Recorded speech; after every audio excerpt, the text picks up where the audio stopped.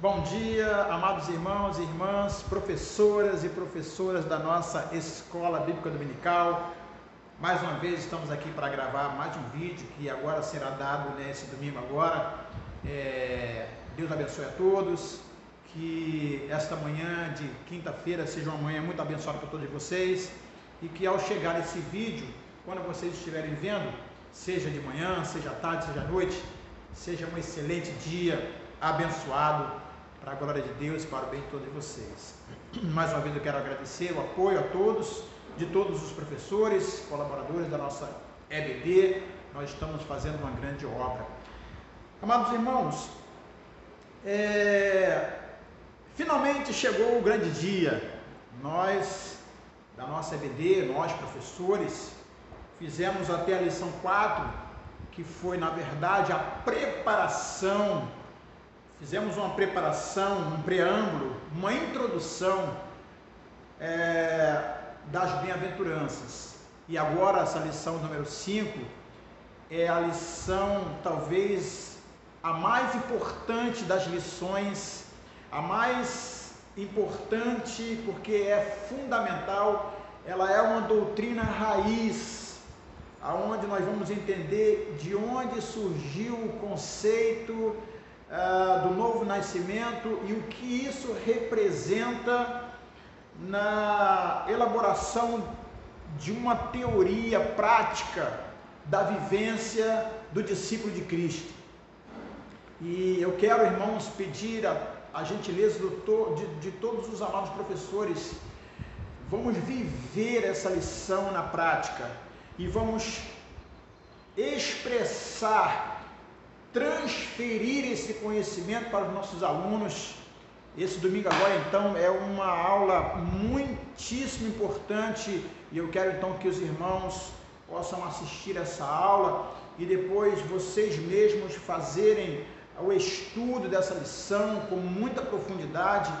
Peça ao Espírito de Deus para levá-los a uma profunda reflexão do que significa a entrada no reino de Deus, essa chave que inicia essa entrada, que é o miserável de espírito, o pobre de espírito.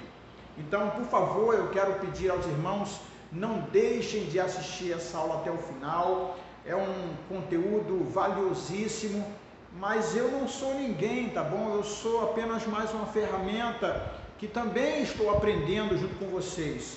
Como eu escrevi essa lição, como eu escrevi essa revista, eu estou um pouquinho só à frente nesse sentido, mas eu quero que vocês me ajudem, porque nós somos uma equipe de transformação, nós somos uma equipe de elaboração ou da inclusão da verdadeira doutrina da igreja, que está sendo esquecida por muitas igrejas na face da terra. E nós estamos então resgatando esse valor, e você, professor, professora, tem uma função de extrema importância nesse processo, tá bom? Então vamos lá, lição número 5, bem-aventurados os pobres de espírito. E aí você acompanha comigo, né, Mateus capítulo 5, verso 3, verso de 1 a 3, que vai falar então sobre o início das bem-aventuranças. Quero trazer aos amados irmãos essa consciência de que Jesus está formando a sua igreja. Jesus está iniciando na formação dos seus discípulos, a partir dos seus apóstolos, os que ele escolheu, e mais os seus seguidores. Agora Jesus vai dar o pontapé inicial no que representa essa entrada no reino de Deus e o que representa todo esse contexto de bem-aventurança. Nós precisamos entender isso com muita profundidade.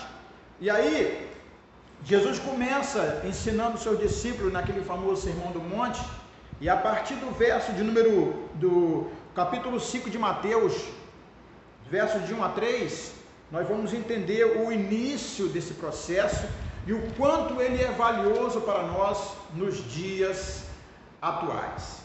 E aí vamos lá, capítulo 5 de Mateus, a partir do verso 1 até o verso 3, diz assim: Jesus, vendo a multidão, subiu a um monte, e assentando-se, aproximaram-se dele os seus discípulos, e abrindo a boca os ensinava, dizendo: Bem-aventurados os pobres de espírito, porque deles é o reino de Deus. Em algumas traduções, que também é válida e é muito importante dizer isso, vai dizer que bem-aventurados miseráveis de espírito, porque deles é o reino dos céus. Bom, vamos lá, vamos seguir essa revistinha, porque nós temos muitas coisas a serem discutidas aqui, e eu quero que vocês professores, passem para os seus alunos alguns pontos importantes. Vamos lá, página 26. A expressão bem-aventurados é uma tradução do grego Makarios, referindo-se a uma felicidade que excede as circunstâncias. Ou seja, Jesus está dizendo que os bem-aventurados são aqueles que serão felizes, mesmo em meio às mais difíceis circunstâncias, porque a felicidade não tem a ver com as circunstâncias em si, mas tem a ver com a paz, com a tranquilidade, com a confiança daquele que, entrando no reino, viverá debaixo da potente mão do Senhor.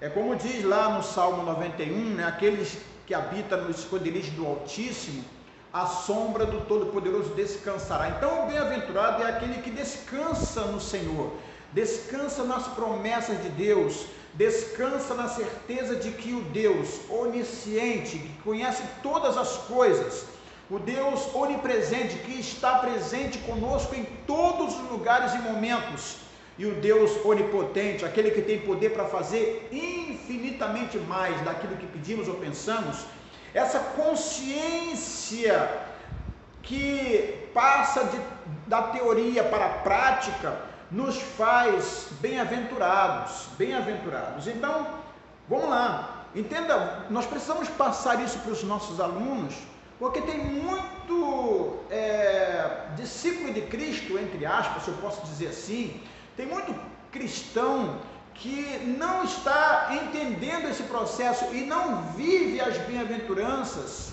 exatamente porque não conhece esse conceito do que é ser um bem-aventurado. Então vamos lá, tem a ver com o profundo sentimento de paz e alegria que todos os que foram abençoados com a salvação de Cristo, ou em Cristo, e seu reino, que é o reino de Deus, devem sentir e desfrutar, mesmo em meio às aflições do cotidiano. Tudo bem? Então vamos lá, um convite para entrar no reino. Jesus então, ele vai fazer esse convite, e essa primeira chamada, irmãos, nós estamos diante da chave que vai abrir todo o processo.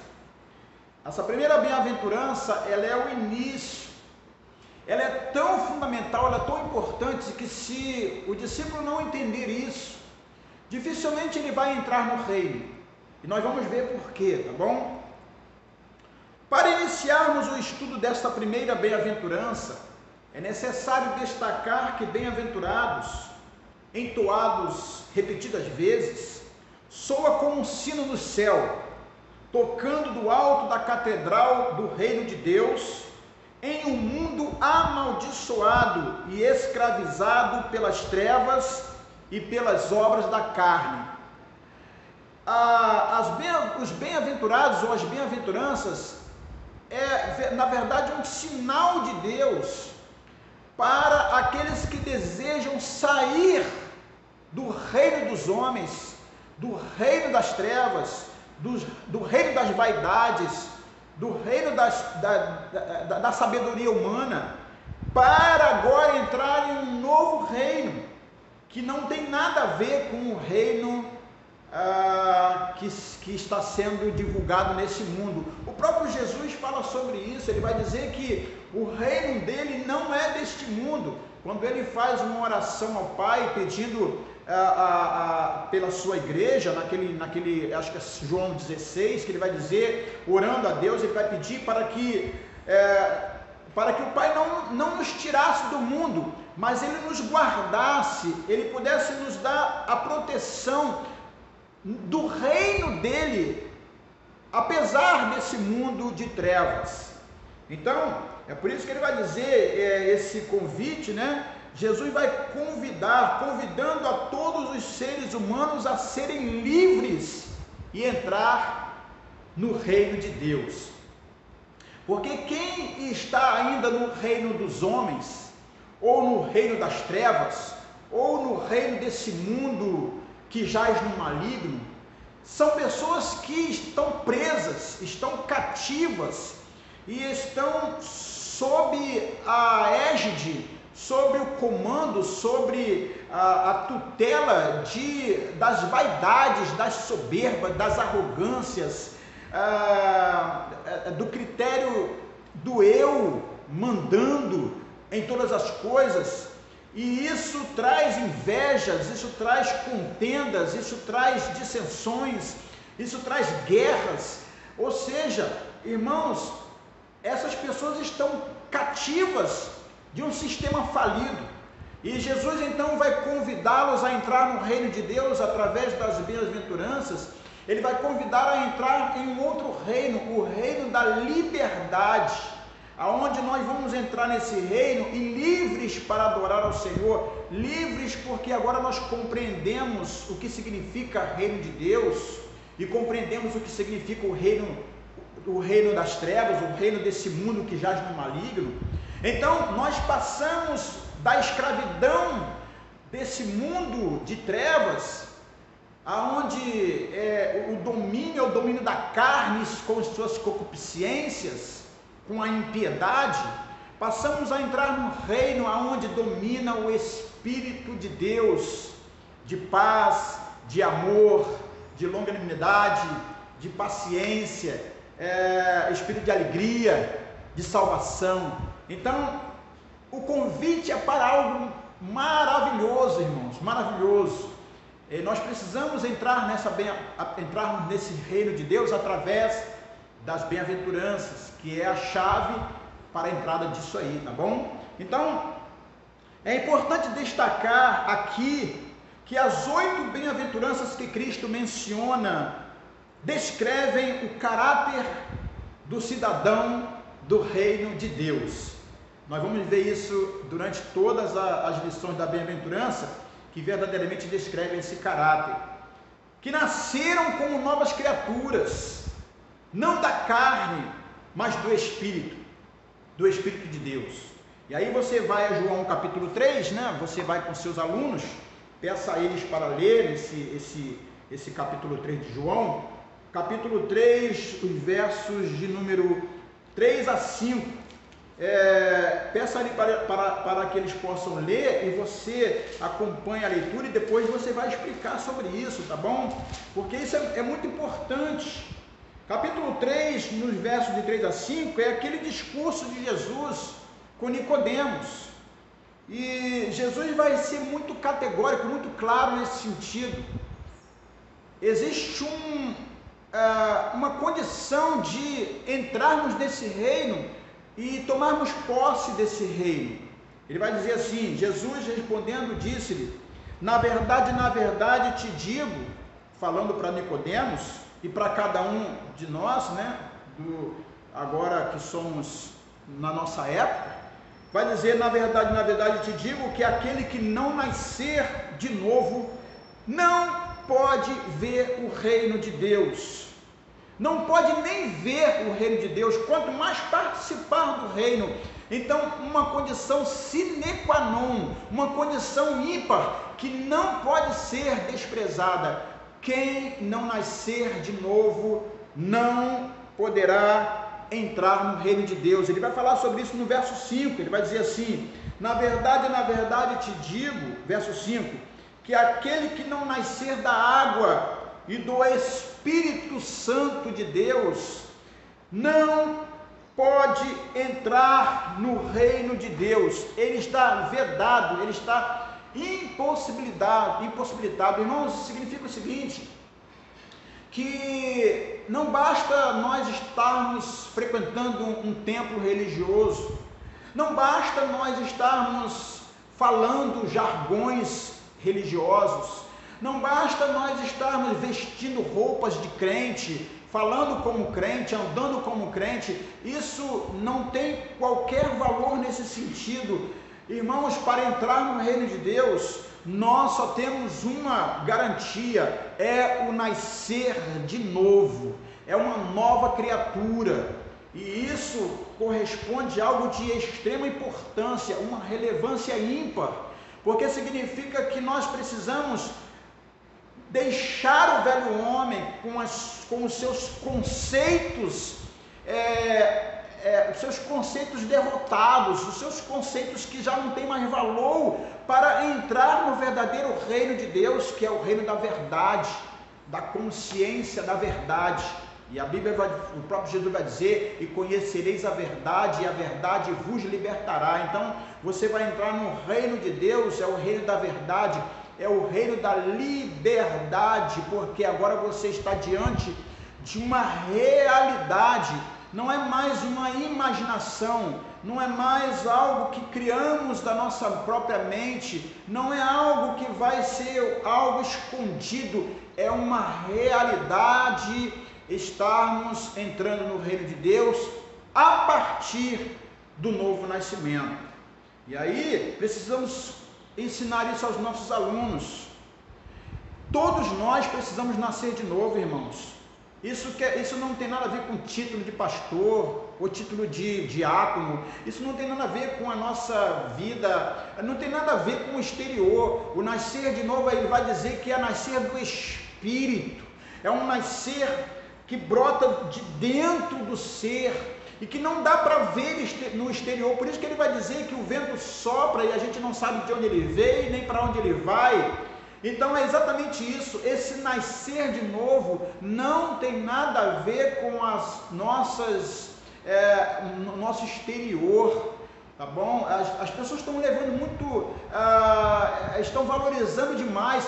Queridos, nós estamos vivendo um tempo muito esquisito, aonde as pessoas estão vivendo, são verdadeiros artistas, são verdadeiros atores, nos púlpitos ou qualquer lugar da igreja. Parece que está todo mundo vestindo uma roupa, uma fantasia, ou está interpretando um papel de crente, e fala todo mundo igual, e todo mundo faz aquilo tudo arrumadinho, mas no fundo, irmãos, o ser não foi transformado. Na verdade é essa, vive ainda a velha vida. É como se fosse uma fachada de uma cidade cenográfica, uma cidade falsa. E é por isso que Jesus vai bater de frente com os fariseus, Jesus vai bater de frente com os religiosos. E ele falando aqui com Nicodemos, Nicodemos era um dos principais dos judeus, ele era um homem que tinha ele era letrado nas escrituras, mas Jesus vai dizer: olha, você precisa nascer de novo, não tem jeito. Então, irmãos, nós precisamos fazer com que os alunos entendam isso. Não é o exterior, mas é o interior, é a intimidade com Deus, tá bom? Então vamos continuar. A morte do eu. A primeira das bem-aventuranças é, na verdade, um poderoso e certeiro tiro no coração arrogante, vaidoso e presunçoso do ser humano, religioso ou não. Nós em si carregamos em nós essa vaidade, essa soberba, essa arrogância. Nós queremos nós queremos apresentar, nós queremos dizer quem somos, nós queremos nos mostrar, e Jesus vai dizer claramente sobre isso. Ele vai falar e claramente ele vai dar um tiro certeiro nessa arrogância, nessa vaidade do ser humano. E nós precisamos entender esse contexto. Vai dizer lá, né? Jesus conhecia bem os ensinos dos escribas e dos fariseus.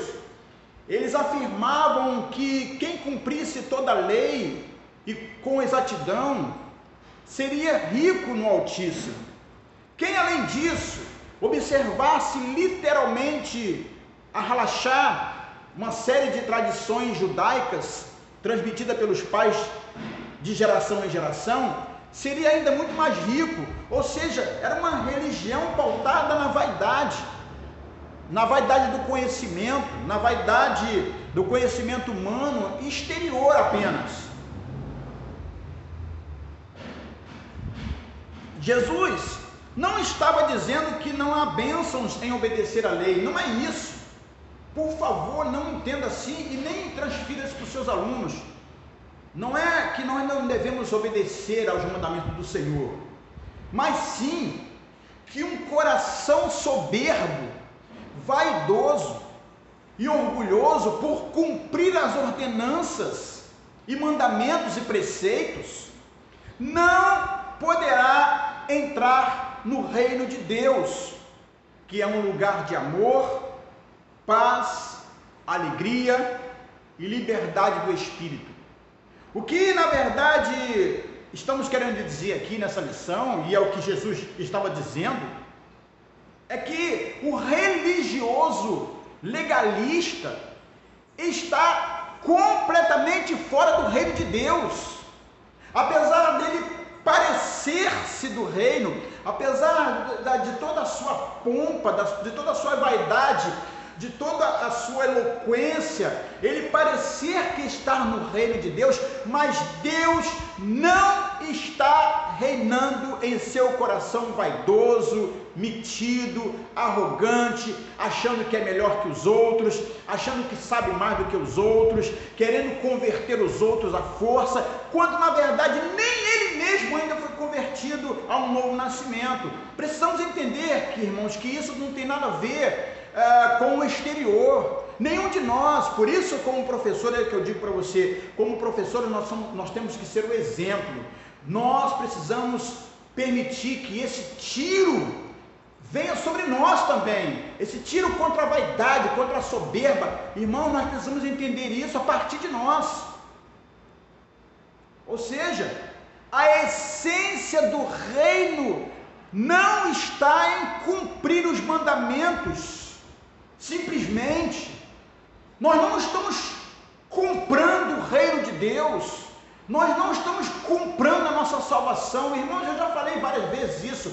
Deus não está devendo nada a ninguém, e se alguém está servindo a Deus para comprar os favores de Deus, está completamente fora do reino de Deus, completamente fora. Nós não estamos aqui para comprar os favores de Deus, irmãos. Deus não se compra, e isso precisa ser dito.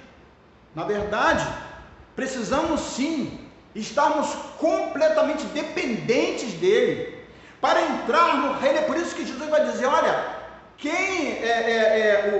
ele vai falar no Mateus capítulo 5, né? Lá onde nós começamos a estudar, ele vai dizer, bem-aventurados os pobres de espírito, os miseráveis de espírito, porque esse sim, deles é o reino dos céus. Ou seja, nós precisamos entender, irmãos, esse pobre de espírito, esse miserável de espírito, significa completa, total dependência de Deus, em todos os aspectos. Irmãos, isso precisa ser dito várias vezes, as pessoas precisam compreender e nós precisamos compreender isso. E aí eu posso ver com você dois textos importantes. O primeiro está lá em João capítulo 15. João capítulo 15, no verso de número 5, Jesus vai falar sobre isso de forma muito clara. De forma muito clara. Ele vai dizer, olha, eu sou a videira e vocês são as varas. E vocês precisam estar ligados em mim. Quem está em mim, quem está ligado em mim, quem está vivendo da minha essência, quem depende de mim para viver essa essência, este dá muitos frutos, porque ele está vivendo do reino de Deus. E ele vai falar algo importantíssimo aqui, porque sem mim nada podeis fazer. Irmãos, sem Deus não dá, sem Jesus não dá, sem a intimidade com Jesus não dá. A gente precisa entender, irmãos, que nós não somos absolutamente nada e vivemos completamente pela graça de Deus, e nós precisamos entender, irmãos, que nós precisamos nos render aos pés do Senhor e deixar Ele fazer aquilo que tem que ser feito, para que sim, seja estabelecido o reino de Deus através de nós, a partir da nossa vida. E nós vamos ver o quanto é possível fazer no reino de Deus, através dessa consciência de que somos completamente miseráveis, pobres e dependentes de Deus, do Espírito de Deus, da graça de Deus, da misericórdia do Senhor. Essa visão nos faz entender, irmãos, que nós não temos que julgar ninguém. Essa visão nos faz entender, irmãos, que tudo aquilo que fizermos, a glória sempre será completamente de Deus. Nós não temos nenhuma glória e Deus não está devendo nada a nós. Muitas vezes as pessoas estão vivendo uma vida religiosa, querendo aplausos, querendo elogios, querendo provar alguma coisa a alguém. Irmão, se você tem que provar alguma coisa a alguém, prova para Deus, porque Ele sabe quem você é, Ele sabe quem eu sou. O segundo texto interessante nesse aspecto está lá em Zacarias. Zacarias capítulo 5.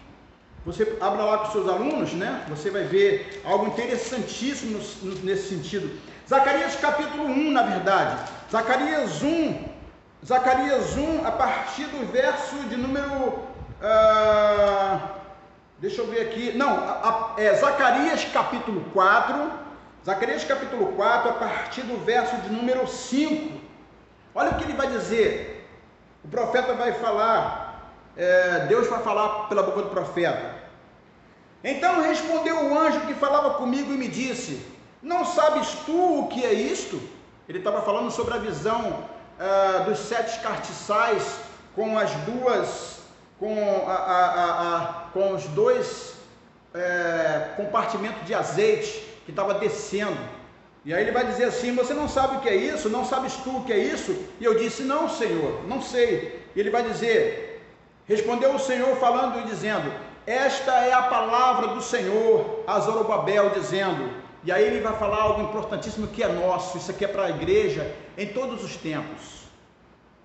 Não por força, nem por violência, mas pelo meu Espírito, diz o Senhor dos Exércitos. Ou seja, irmãos, se nós não nascermos de novo e não permitirmos que o Espírito Santo de Deus esteja atuando em nós, nós não faremos as obras do reino de Deus, mas estaremos fazendo as obras do reino dos homens, porque nós estamos cheios de nós mesmos. E precisamos ensinar isso para os nossos alunos, para que haja essa unidade e toda a vaidade e soberba caia por terra, para que nós vivamos uma comunhão verdadeira. Por isso Jesus orientou para que nenhum dos seus discípulos fossem semelhantes ou procedessem conforme os gentios ou fariseus e escribas religiosos. Não é isso que Deus quer. Deus não quer pessoas religiosas, legalistas, como os fariseus, como aqueles que vão arrotar as suas religiões. Jesus está abominando isso. Ele vai dizer: olha, vocês estão aí incutindo na cabeça das pessoas coisas que vocês mesmos não querem nem com o dedinho mexer, tá certo? Então, Jesus está preocupado com isso. Os frequentadores das sinagogas dos tempos de Jesus. Aí tem lá a referência de Mateus capítulo 5, verso 20. E aqui eu vou dar uma pausa nesse vídeo, porque já está com 30 minutos. Eu vou gravar um segundo vídeo, você vai acompanhar comigo o segundo também, tá bom? Mas, por favor, irmãos, assista essa aula toda, os 2 vídeos, e depois estude profundamente sobre isso, viva intensamente isso e passe para os seus alunos, porque essa aula ela é o início de tudo. Ela é a raiz de todas as coisas, tá bom? Já já eu mando o segundo vídeo. Tchau, tchau!